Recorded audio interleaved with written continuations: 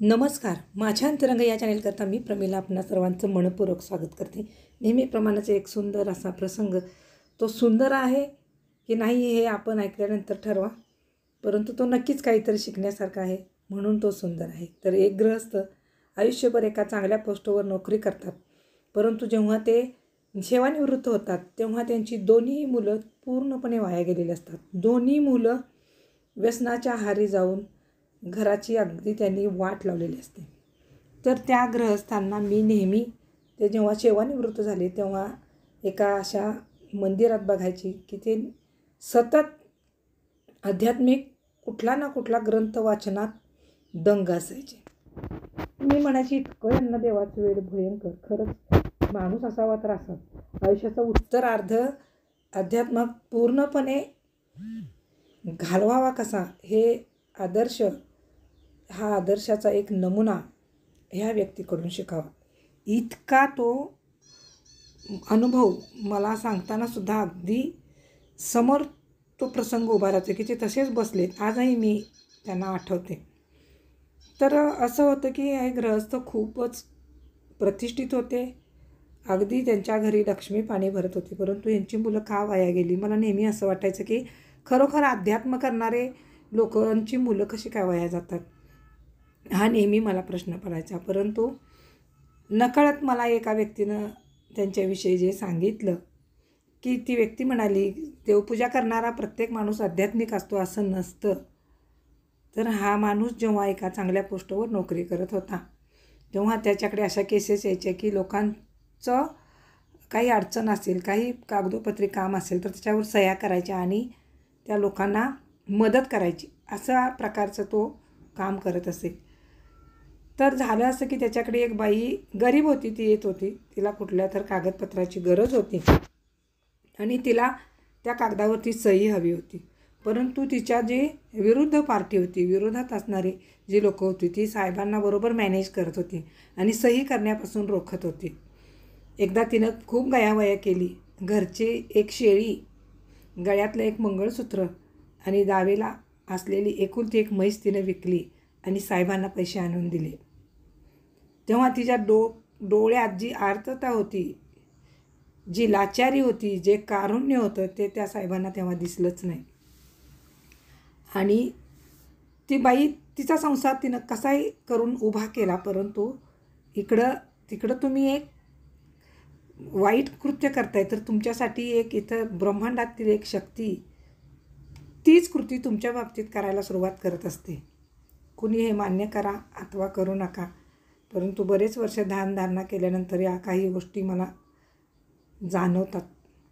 तर ह्या साहेबांनी तेच काम केलं. आता तुम्ही समजू शकता की ते कुठल्या विभागात काम करत असतील ते.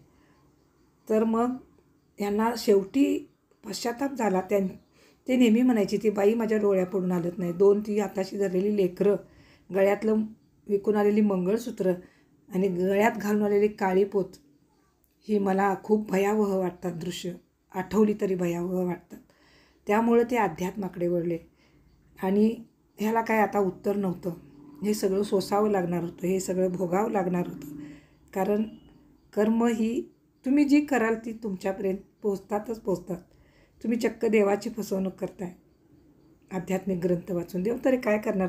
देवानं तुम्हाला चांगलं करण्याची बुद्धी दिली, परंतु तुम्ही जे करत नसाल ती गोष्ट तुम्ही स्वतःच्या आचरणात आणत नसाल तर काय उपयोग आहे सांगा. नुसतं पुस्तकी ज्ञान घेऊन काय उपयोग आहे. त्याच्याही पलीकडे एक जग आहे, ते समजून घ्यायला त्यांनी खूप उशीर केला. जेव्हा त्यांच्या डोळ्यात देखतच त्यांचाच संसार पूर्णतः उद्ध्वस्त झाला. तर ही घटना आज मला एका देवळात गेल्यानंतर सारखी आठवत होती. तिथंही 1-2 लोक कुठल्या तरी ग्रंथाचं वाचन करत बसलेली होती. मी काही त्यांना ह्याच्यात नाही दाखवलं, परंतु बसली होती आणि मला हा प्रसंग सहजगत्या आठवून गेला. आणि मला ज्या व्यक्तीनं हा प्रसंग सांगितला, ते व्यक्ती अशा प्रकारे सांगत होती, अतिशय वाईट शब्दात त्या व्यक्तीच्या वर्तनाची विभत्सनाच करत होती. असं म्हणायला देखील मागे पुढे पाहायची काही गरजच नाही. तर असं करू नका की अगदी पुस्तू म्हटला तरी पुसायचं ठरवलं तरी देखील तुमची कर्म ही पुसली जात नाहीत. ती कुठल्या ना कुठल्या रूपात तुमच्यापर्यंत येतात. जे तुम्ही दुसऱ्यांसोबत केलेलं असतं तेच तुमच्यासोबत घडतं. आणि डोळ्यात देखत आपण निर्माण केलेले स्वप्नांतले इमले, वास्तवात आणलेले इमले डोळ्यासमोरून नष्ट होताना पाहावे लागतात. असे अनेक प्रसंग आहेत समाजात, अनेक प्रसंग आहेत जे आपण आजूबाजूला बघतो, त्याच्यातून शिकायला पाहिजे. अध्यात्म हे इतकं सोपं नाही. 2 दिवस देवळात गेला, 4 दिवस उपाशी राहिला, महिनाभर उपाशी राहिला तरी ते नाही, ते देवापर्यंत पोचत नाहीत. ते पोचण्याकरता तुमचं अंतःकरण, तुमचं वर्तन, तुमची प्रत्येक कृती शुद्ध पाहिजे, जेणेकरून देवाला तुमचं संरक्षण करण्याशिवाय काही पर्याय उरणार नाही. जसं की वाऱ्यानं फडफडणारी वात असते ना, तिला जरी 2 हात लावले आपण तर आपल्या हाताला चटके बसतात. आपण काम चांगलंच करत असतो, मग आपण दुसरं काहीतरी तिथं उपाययोजना करतो जेणेकरून ती वात विझू नये. असंच ते अध्यात्म असतं. फक्त तुमची कर्म चांगली पाहिजेत तर अध्यात्म करण्याला अर्थ आहे. जर कर्म चांगली नसतील, तुम्ही पेरले कडुलिंबाचं झाड आणि म्हणता याला छान गोड रसदार फळं लागायला पाहिजेत, नाहीत लागत.